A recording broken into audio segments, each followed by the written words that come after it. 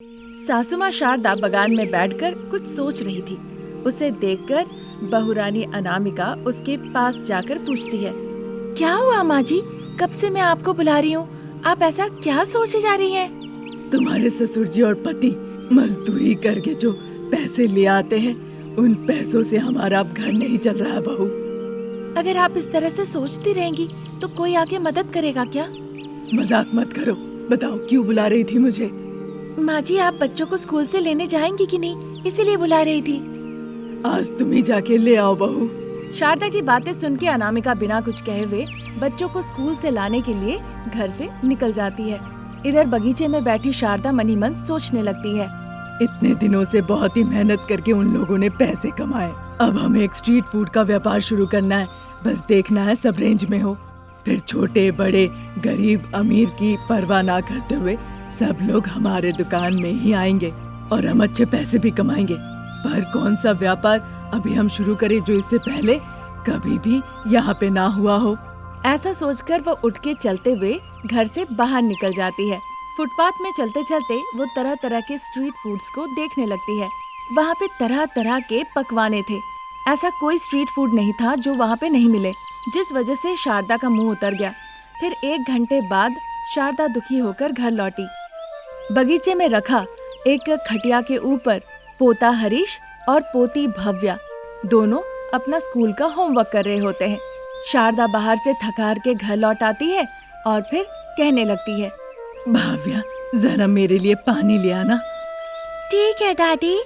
ऐसा कहकर वो अपनी किताब जिसमें कुछ वो लिख रही थी उसे खटिया के ऊपर रखकर किचन की तरफ चली जाती है।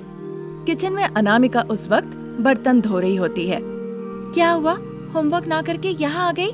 मैं खुद से नहीं आई हूँ, दादी ने कहा मुझे पानी ले आने के लिए, इसीलिए मैं किचन में आई थी। इस तरह से कहकर वो फ्रिज का दरवाजा खोलती है। फिर फ्रिज के अंदर से एक पानी का बोतल लेके फ्रिज बंद करके वहाँ से वो चली जाती है। दादी ये लीजिए पानी। इस तरह से भव्या शारदा को पानी देती है। पानी पी के शारदा को थोड़ी राहत महसूस होती है। तब तक अनामिका शारदा के लिए चाय ले आती है। चाय पीती है शारदा, फिर उसकी पूरी थकावट गायब हो जाती है। अनामिका, तुम्हारे ससुर जी ने जो कहा था उस बारे में कुछ सोचा? इसमें सोचने की बात क्या है माँ जी? हमें सुबह सुबह नींद से उठ के घर का काम काज खाना पकाना है, फिर मजदूरी के काम के लिए चले जाना है। वहाँ जो हम काम करेंगे उसके बदले हमें पैसे मिलेंगे। तब तक हरीश और भव्या खटिया से नीचे उतर जाते हैं। माँ, हमारा होमवर्क हो गया है, मैं और बहन थोड़ी देर खेल के आते हैं। ऐसा कहकर दोनों भाग के चले जाते हैं। फिर शारदा कहती है, अनामिका, मजदूरी के काम के बदले हम कुछ स्ट्रीट फूड का व्यापार कर सकते हैं। अरे माँ जी, स्ट्रीट फूड में हमारे यहाँ सब कुछ मिलता है, कुछ नया करने को यहाँ कुछ भी नहीं है। अगर ऐसी बात है तो तुम कोई रास्ता निकालो, आसपास के लोगों से पूछो, उनसे कुछ उपदेश लो। ठीक है माँ जी। इस तरह कहकर वो घर के अंदर चली जाती है। 2 दिन निकल जाता है। तीसरे दिन दोपहर के वक्त जब बिजली नहीं थी, वो अपने लकड़ी के चेयर पे लेट के आराम से फोन पे यूट्यूब देख रही होती है। हंसी की आवाज सुन के शारदा अनामिका के पास आती है। अरे बहू, बिजली नहीं है ना, तुम सीरियल कैसे देख रही हो? यूट्यूब में माँ जी। यूट्यूब में? उसमें सीरियल्स भी आते हैं क्या? जो देखना चाहेंगी वही देख सकती है माँ जी। तो फिर ये बकवास चीजें देखना बंद करके व्यापार के लिए जरूरतमंद स्ट्रीट फूड जरा देखो। सास के कहने पर बहू अनामिका भी यूट्यूब पे सारे स्ट्रीट फूड्स के बारे में देखने लगती है। देखते देखते उन्हें अचानक से एवोकाडो ऑमलेट का एक रेसिपी दिखता है, जो कि उन दोनों को ही बड़ा अच्छा लगता है। बहू, ये बिल्कुल नया वैरायटी है, इससे पहले हमने इसे कहीं भी नहीं देखा। इसे स्ट्रीट फूड की तरह हम बेच सकते हैं।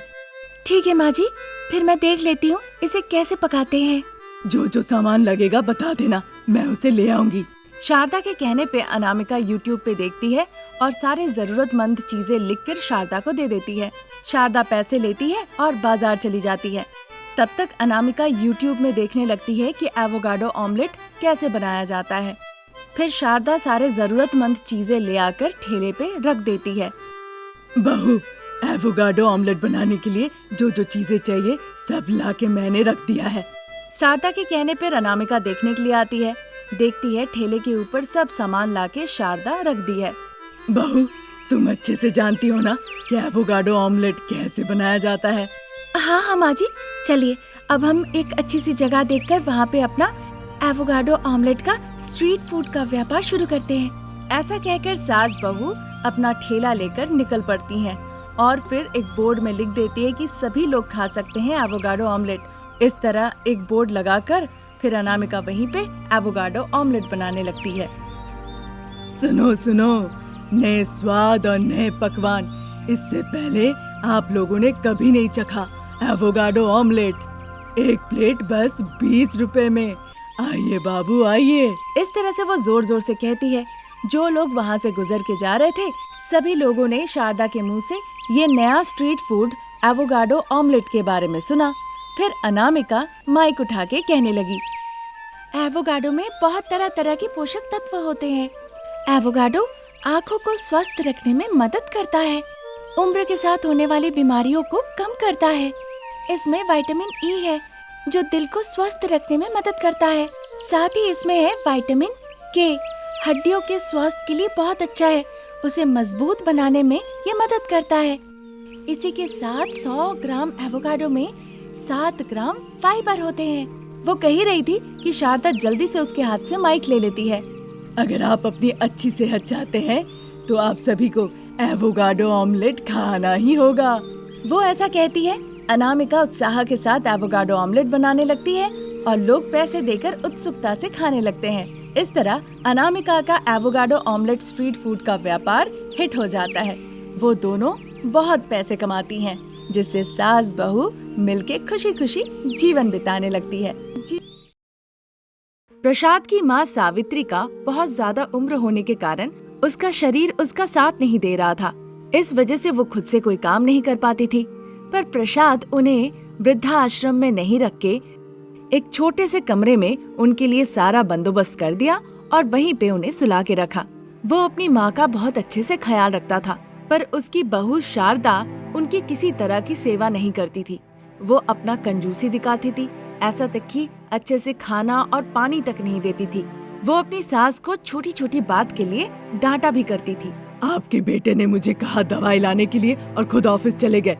वैसे भी आपको दवाई दे के क्या फायदा, आप ही बताइए। बस पैसे की बर्बादी। क्या आप फिर से हिरन की तरह उठ के दौड़ेंगी नहीं ना? हाँ बहू रानी, आज ये पैसे बच गए तो कल हमारे काम आएंगे ना।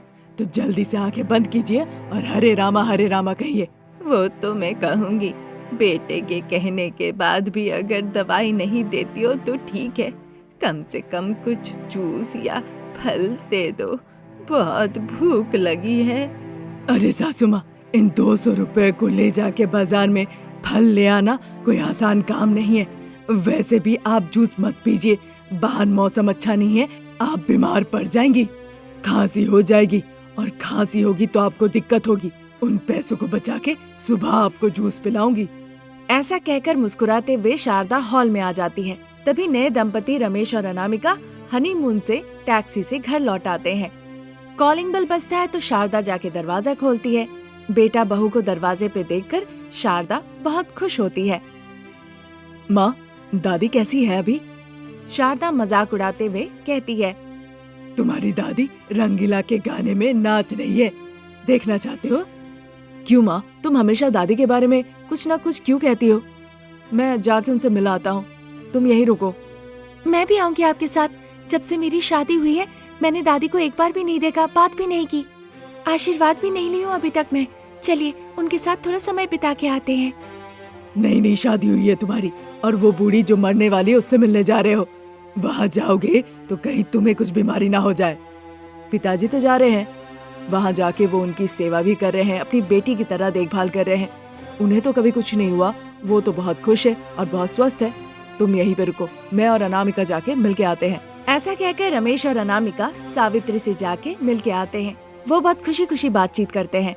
अपना पोता और उसकी पत्नी को देखकर सावित्री बहुत खुश होती है, खुशी से आंख भर आते हैं। पोता, तुम अपने पिताजी से कहो मुझे किसी वृद्धाश्रम में जाके रखाए। क्यों दादी, आप यहाँ पे ठीक नहीं है? किस माँ बाप को अच्छा नहीं लगेगा अपना बेटा पोते के साथ रहना। मुझे बहुत गर्व है कि तुम्हारे पिताजी जैसा मुझे बेटा मिला। वो तो मुझे अपनी बेटी की तरह देखभाल करता है, और इससे ज्यादा क्या चाहिए बताओ। पर ऊपर वाले को मेरे ऊपर दया नहीं आ रही, वो मुझे इस हालत में यहाँ छोड़ दिए हैं। यह कहकर दुखी हो जाती है। आधा घंटा निकल जाता है। रमेश अनामिका वहाँ से चले जाते हैं। एक दिन शारदा इडली बना के खाते खाते सावित्री के पास जाती है। अच्छे लोगों की अच्छी सेहत होती है, पर आपको तो मौत भी नहीं आ रही है। आपकी उम्र के लोग कब के मर चुके हैं और आप यहाँ जिंदा रहकर मुझे मार रही है। मुझे बहुत भूख लगी है बहू, कुछ खाने के लिए दे दो। मुंह खोलिए, खिलाती हूँ। जैसे ही शारदा ने कहा, सावित्री ने अपना मुंह खोला। शारदा दूर से एक टुकड़ा इडली का सावित्री के मुंह पे फेंकी। वो जाके सावित्री के मुंह के बाहर गिरा। आपका हिस्सा हो गया, अब आपको नहीं मिलेगा। ऐसा मत कहो बहू, बहुत भूख लगी है। सावित्री विनती करने लगी। शारदा ऐसे भाव कर रही हो जैसे उसने कुछ सुना ही ना हो, और खुद खाने लगी। तभी वहाँ पे अनामिका आ जाती है और पूछती है वो इस तरह से सावित्री को क्यों परेशान कर रही है। सासू माँ, जब दादी कह रही है कि उन्हें भूख लगी है, तो आप कंजूस की तरह ऐसा क्यों कर रही है? कंजूसी ना करूँ तो और क्या करूँ बहू? अगर वो खा ही लेंगी तो क्या वो फिर से अच्छी हो जाएंगी? हाँ, ऐसा मत कहिए माँ जी, आज बहू है, कल आप सास भी बनिएगा। आज जो आप कर रही है अपनी सासू माँ के साथ, वो कल मैं आपके साथ भी तो कर सकती हूँ ना। तुम ऐसा करोगी तो मैं नहीं बर्दाश्त करूंगी बहू। मैं बेटे से कहूंगी, वो मार पीट के सीधा कर देगा। जैसे आपने पिताजी को मुट्ठी में कर रखा है, मैं भी अपने पति को मुट्ठी में कर लूंगी, वो भी आपकी बात नहीं सुनेंगे। अनामिका की ये बात सुन के शारदा कोई जवाब ना देते हुए वहाँ से चली जाती है।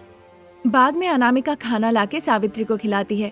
उस रात जब प्रसाद अपनी माँ के साथ थे, बेटा, इस बिस्तर में बिना हिले डुले मैं सो नहीं सकती, मुझे नींद नहीं आती और ये तकलीफ नहीं सहा जाता। अपने पिता के पास मुझे भेज दो। अरे माँ, ऐसा ना कहो, ईश्वर जब बुलाएंगे तब जाना। ईश्वर मुझे कब बुलाएंगे बेटा? जब वो ये बात कह रही थी, अनामिका और रमेश दरवाजे के पास आके सब सुन लेते हैं। उनकी आंसू नहीं रुक रही थी। दादी माँ की मानसिक परिस्थिति की ये हालत की वजह सिर्फ शारदा थी। इसीलिए प्रसाद, रमेश और अनामिका ने सोचा कि शारदा को अब सबक सिखाना ही होगा। इस बार ईश्वर ने भी उनकी बात सुन ली। शारदा को अचानक से तेज बुखार हो गया। वह अस्पताल जाना चाहती है, इसलिए पैसों के लिए अलमारी खोलती है, तो ना अलमारी में पैसे थे ना सोना। वो बड़ा आश्चर्य होती है। वो अपने पति, बेटा, बहू सभी से विनती करती है अस्पताल ले जाने के लिए। अगर बुखार ज्यादा हो जाए तो वो मर जाएगी। अब मरने ही वाले तो पैसे क्यों खर्च करना? अब जिंदा रहकर भी किसका क्या ख्याल रखेंगी? ना पिताजी को पत्नी चाहिए, ना आपके बेटे को माँ। अब मुझे भी सासू माँ की कोई जरूरत नहीं है, तो आप जिंदा रहकर क्या करेंगी? बहू के मुंह से ऐसी बातें सुन के शारदा बहुत दुखी हो जाती है। तब उसको समझ में आता है कि उसकी बातों से सावित्री को मन में कितनी तकलीफ हुआ करती होगी। शारदा जाके माफी मांगती है। फिर उसके बाद शारदा को लेकर वो तीनों अस्पताल जाते हैं। वो तीनों अस्पताल से लौट आते हैं। तब अनामिका स्वीकार करती है कि सारे पैसे अलमारी से उसने चुराया है, पर शारदा ने उसे माफ कर दिया। बहू की आज इस चोरी ने मेरी आंखें खोल दी। मैं अपनी सासू माँ से जाके जरूर माफी मांगूंगी। ऐसा कहकर बिस्तर पे सो रही सावित्री के पास शारदा जाती है। वो सावित्री के पास आके उसके पैर पकड़ लेती है, पर अब कोई फायदा नहीं। सावित्री तब तक चल बसी थी। ये जानने के बाद सभी रोने धोने लगते हैं। फिर सब मिलके सावित्री का अंतिम संस्कार करते हैं। तब से सासू माँ शारदा और बहू अनामिका मिलजुल के एक साथ रहने लगती है कि